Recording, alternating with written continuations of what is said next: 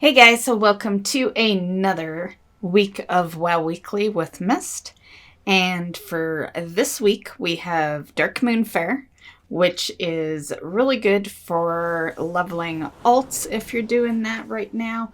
Also, new expansion, so we're all going after rep. So very good for that, 10% buff for both of those. Also, you now don't need 75 points into your professions to get your 5 points in Dark Moon. You just need 1. So, very easy to get some points into your professions. Maybe just, create some alts. All the characters that have your main professions, get them through the intro or something. Get them to get Shadowlands professions, and that's your 1, right? So, definitely, that would be a really good thing. Something you can only do once a month, and it is 5 points, which will help you. Also, on the 7th, we will have the Wanderers Festival. This one has an achievement attached to it. However, rumor is that you no longer need the festival for the achievement. So if you're having fun in Shadowlands and you just don't want to swap for the achievement, you don't have to. It's been proven for a while. People have been getting the achievement on Sundays. So basically, this is the achievement, Wanderers, Dreamers, and you. Of course, it'll be probably a lot easier to do the day of the Wanderers Festival, but you can also get it on any Sunday night between 9 p.m. and midnight. And honestly, I've been kind of meaning to do a video on it, just to, for those that don't know what really goes on with it. So maybe I will do that. Also, there will be Battlegrounds for this week, and the PvP Brawl will be Packed House. And of course, we have Mythic Plus and the Raids coming out this week. So the first season of Shadowlands will be this week, and the Raids will be for normal and heroic mode. For those that basically only go into LFR, or maybe you're just curious when LFR will open up, that is still 1 more week away. So December 15th is when you can go into LFR. You will need 170 to be able to queue for that. And with that said, my personal suggestion would be that for the normal and heroic raid that comes out this week, definitely aim for at least 175, I would say. And if you can go even further than that, get the best possible gear you can get. Right now, the best you can really get as far as an item level is around 184, 190 if you get world drops. But yeah, that's what you're looking at right now. So just the best you can possibly get, just go in. That's kind of how the first week or the first raid always goes. It's just, just grind out as much gear and then hope for the best, right? But the reason I say at least 175 is because you're probably, your guild might be okay with maybe 170, but if you are not part of a raiding guild and you plan on pugging it, you are going to need the highest item level you could possibly get your hands on, because people are going to want to down things fast, and they probably won't accept a 170. So definitely aim for 175 or higher. As far as Mythic Plus is, I personally think 170 is fine for Mythic Plus. But, hopefully you do get some gear from your pluses, because you're definitely going to need higher item level to go much further. But it's a good starting point for at least zeros, and I would say maybe even +2. And yeah, and that's basically my suggestions for that. And as for the loot table, LFR, when it opens up, which is not till December 15th, will drop 187 gear. Normal will be dropping 200. Heroic will drop 213, and Mythic will drop 226. The final two bosses drop slightly better loot. So on those two bosses, which is the Stone Legion Generals and Denathrius, they will drop on LFR 194, Normal 207, Heroic 219, and for Mythic 233. So those are just for the last two bosses. And yeah, so this week we have access to the 200 and 207 for normal, and the 213 and 219 for heroic. On the topic of Mythic Pluses, we do have a group that we'll be running with for the expansion. There's myself, who plays a Boomkin, Arsenal, who normally plays a Rep Paladin, but he's going to be our tank for Mythic, so he will be doing Prot Pally. And then there's Hops, who is a Fury Warrior, and Maya will be on her healer, which will be the Monk. And that kind of leaves one more DPS. So now, while I don't really require you to be part of a certain covenant, we are missing one covenant out of the 4. So if you happened to be part of that covenant, definitely that would be a pro for the group. And that one would be Necrolord. We kind of cover our bases with the other ones, and Necrolord is actually good for the Theater of Pain and the Plaguefall dungeon. For Theater of Pain, it will give all of us a 10% versatility and movement speed for 10 seconds. And then in Plaguefall, if you use Fleshcraft on the dead slimes, you get like a 3-minute aura that gives 25% haste and 25% damage reduction. And an AoE proc. Yeah, so once again, not a requirement, but it would definitely be a pro. And it will be a learning group. I'm very familiar with Mythics. I've been doing them every season since Legion when they brought them out. But Arsenal is still kind of new to the game. Hops hasn't really done that much Mythics. I'm not totally sure on Maya's progression with Mythics, but it's definitely a learning group. So if you've never done Mythics or you are very new to them, don't worry. We'll learn together, and and I have quite a bit of experience with Mythic runs. So yeah, and we're not pushing like super high. This could be like a chill group, something to get your loot weekly, and we'll push to our limits, but this isn't gonna be no plus 20 Mythic group or anything. So yeah.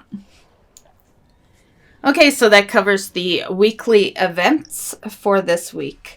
As far as my goals for this week, my goals are, I would still like to gear higher. I'm currently 170, and I would still like to get that higher up.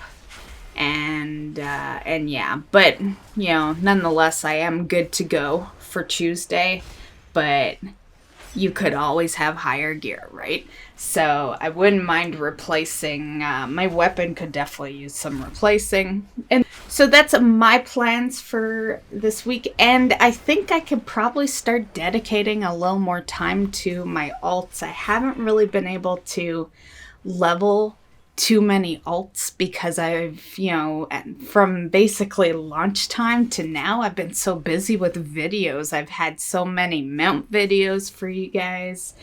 And yeah, and unfortunately that takes time away from my leveling of my other characters. So I think we're at the point where I'm mellowing down a bit. There's not as many mount videos upcoming.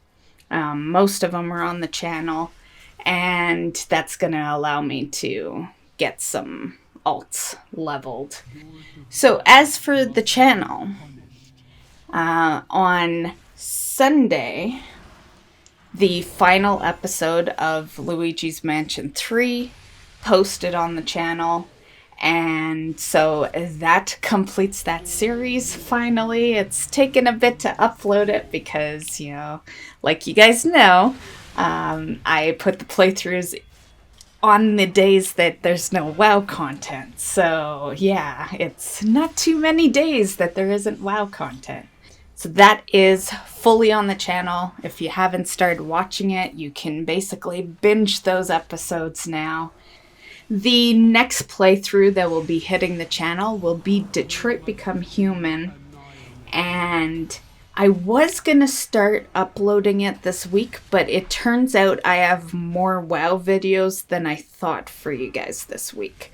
So we will start Detroit Become Human next week, which I guess works, gives a week break of the playthroughs. Luigi's Mansion 3 has been kind of like uploading pretty solidly for a bit now, so that'll be our 1 week break from playthroughs. So if you are interested in the playthroughs, definitely check back next week.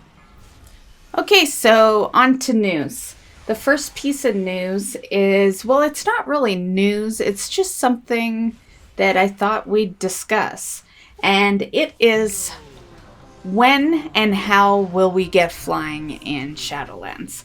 The when and how is, there's no answer. There is no answer to that. We don't know yet. It's way too early in Shadowlands. But I thought we would discuss some of the details that we do know. So basically, in an interview before Shadowlands even launched, Ian had mentioned that there would still be a Pathfinder achievement, but it would be more focused on the renown system. So you won't need to have all the rep that you normally would for Pathfinder, but you will need to have renown. So I've kind of come up with my own little assumption, I guess we'll say. So this next piece is not solid info. It is just what I think the requirements will be. So I think for sure this achievement right here that you see is going to be one of the big ones. To do all the main story for Shadowlands and all the side quests. And that one's not bad at all, so you get most of that done during the leveling process. I also think this one's iffy. This one's a pretty big achievement, so it's an iffy one. But I also think we're going to need the Adventurer of Shadowlands achievement.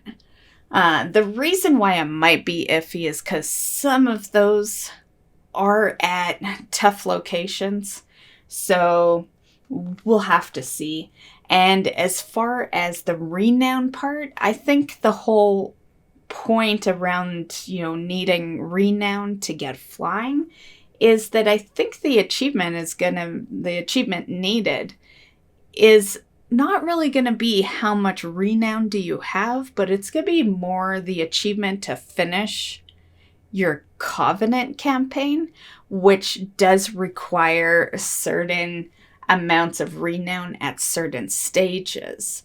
So with that said, I think, it's early right now. The Covenant campaign isn't done because we're being locked at every week, but I personally believe the campaign probably ends around Renown 10.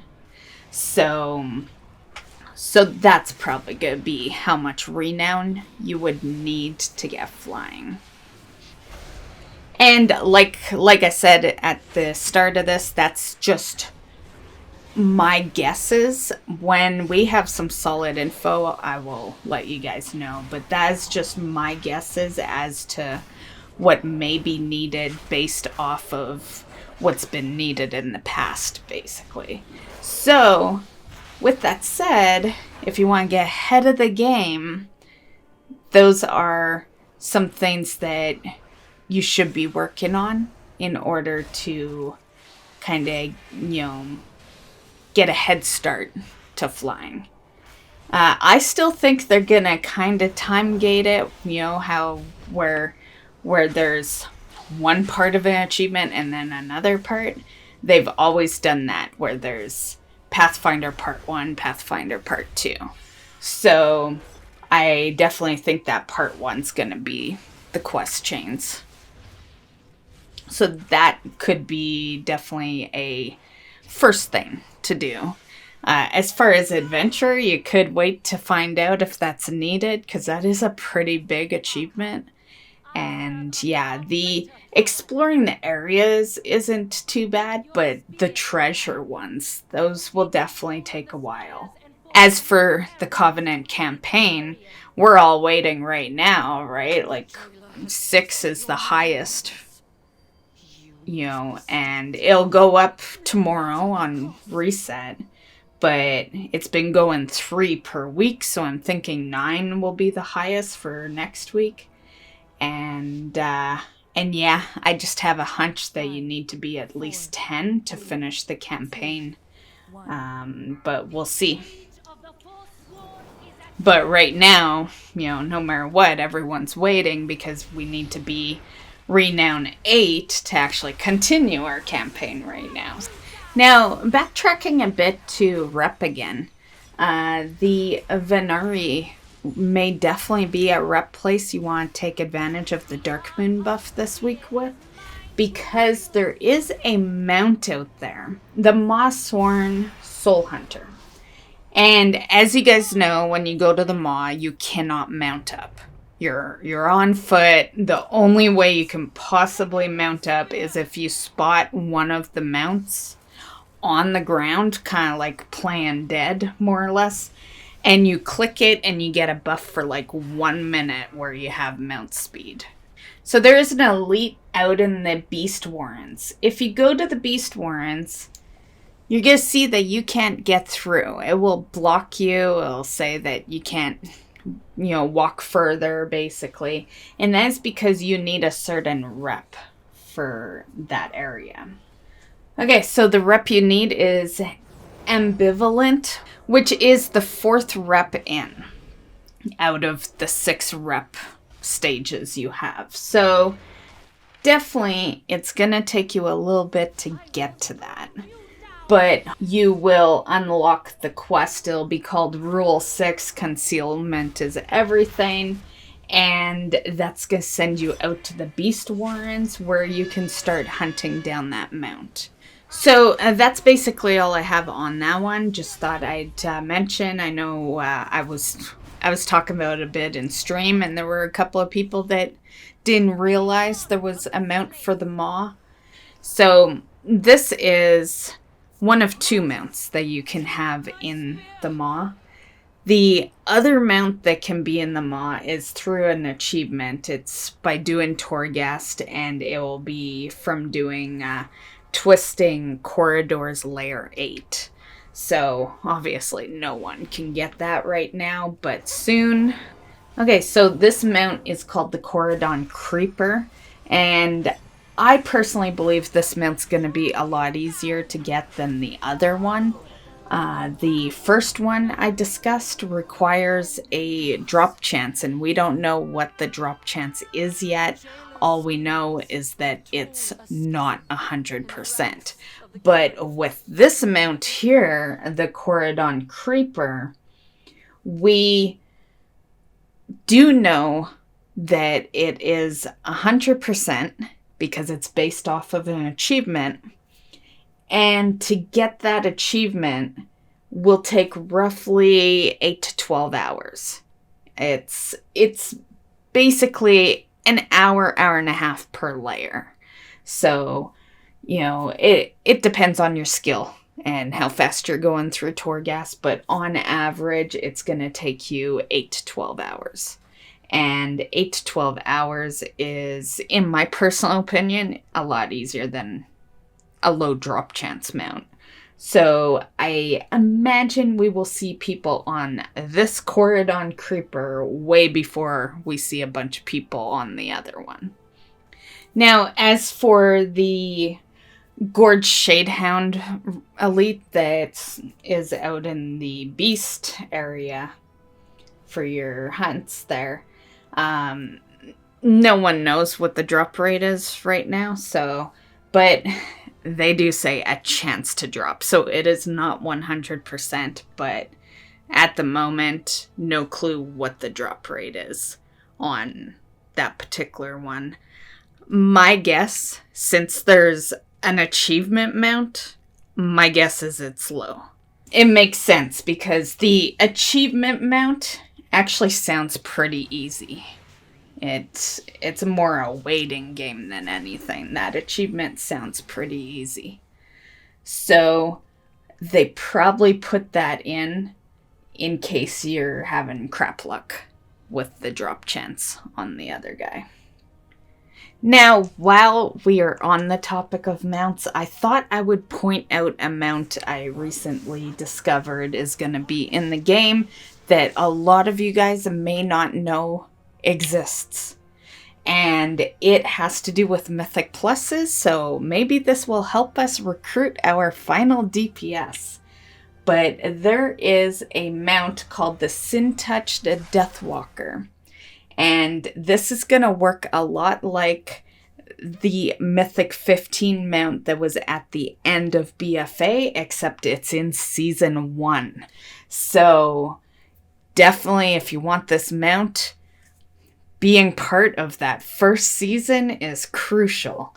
You will need a Mythic level 15 done in time on each dungeon, and there is 8 of those because there's the other side, Halls of Atonement, Mists, Plaguefall, Sanguine, Spires, Necro, and Theater of Pain. So yeah, that is quite the task, and this is the mount here, and yeah, once again, that is for Season 1, so that will be right away. To be honest, I saw this coming. When they did the BFA Season 4 mount that you got from Mythic 15s, I had never seen so many people doing Mythics that I've never seen do a Mythic before. Yeah. So I definitely saw them doing this as a way to get people into Mythics, because there is one way to get people to do content they wouldn't normally do, and that is to add a mount to the situation, because no matter what kind of player you are, pretty much everyone is a mount farmer. I'm not going to go saying that absolutely everyone is, but we do typically all share one thing in common, and that is bragging about our mounts. And yeah, so after seeing the outcome of Season 4, I had just seen people that typically never do Mythic dungeons or never do over like a 5, and I would see them in there. So yeah, I had a hunch. I don't think this is going to be the only one. There's a pro and con to it, I guess. It does suck if you don't like Mythics, because you do need to do them and before the season ends. And it does suck if you don't have a regular group, because as someone who has pugged out Mythics a lot in the past, pugging out a Mythic 15 is pretty much impossible. And what makes it impossible isn't the fact that it's a 15. You could easily find maybe some good groups prior to the 15. Maybe you find a group that's not too bad for a 12 and you 3-chest it and you end up with a 15 key. Then you start the group and you get a 15 and you go. Right? That can happen. But where the impossibility comes is your group. You could have that 15 key all you want, but the chances that you hop into that 15 and your healer's doing good, your tank's doing good, your DPS is doing good, no one left off that one wipe you did, maybe right at the beginning, and at the end, you still time it, the likeliness of that in a pug group is so low. Such a low chance that is why it is pretty much impossible. So it's nothing to do with your skill or anything. It's to do with communication with the group. And yeah, that is why it's best to either have a committed group or do these kind of things with your guild.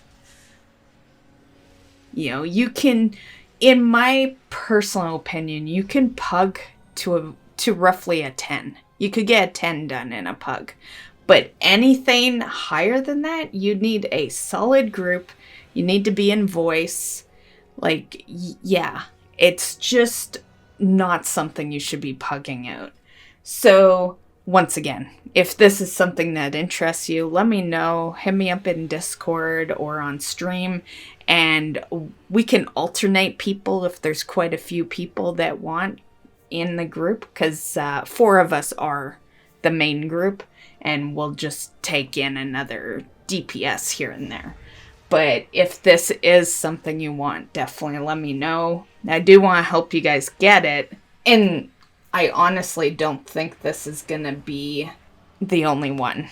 You know, one thing back in BFA and even in Legion was that the people who did do, you know, mythics, and especially the people that did really high keys, always felt like there was not enough reward there, you know. Me personally, I don't really care, you know. I'm used to, you know, doing things with a little reward in World of Warcraft. But I can totally see, you know, why they would want. There's a mount for arena every season, right? So, you know, why not? But yeah, so that is that. Just thought I'd mention that one, and maybe with any luck, that'll help me find our 5th member a little faster. Okay, and that is all I have for news, guys, so not too much going on. This week's main focus is definitely Mythic Plus and Raids, you know, and yeah, so I hope you're having fun in Shadowlands. Happy hunting on levels, gear, whatever it is you are hunting down, maybe mounts, and we will see you in the next one. Bye, guys.